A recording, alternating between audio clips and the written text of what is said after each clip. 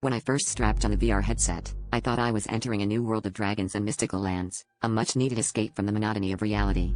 But it quickly became apparent that this game was unlike any other when I felt a chill run down my spine, as if someone, or something, was watching me. I chalked it up to the immersive graphics and lifelike sound design. It wasn't until my days and nights became consumed by the game that I realized the lines between reality and fantasy were beginning to blur. What was once my safe haven started to feel like a predator's den, and I was the prey. In the game, I was a powerful sorcerer, tasked with saving a kingdom from a shadowy beast. But outside the headset, I started noticing strange occurrences. My reflection in mirrors seemed to linger a second too long, and my shadow danced to a rhythm all its own. Friends I once trusted began to avoid me, their faces twisted with expressions of fear I couldn't understand. The game had a way of pulling me back in, whispering secrets that only made sense when I was logged in. I was charmed, and soon enough, I was spending more time in the game than out.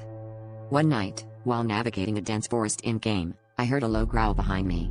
I whipped around, expecting a virtual monster, but instead, I caught a glimpse of my living room out of the corner of my eye. My body froze as I realized the growl was not from the game but from the shadows gathering in my darkened room. The headset pulsed with a life of its own, refusing to let me disconnect.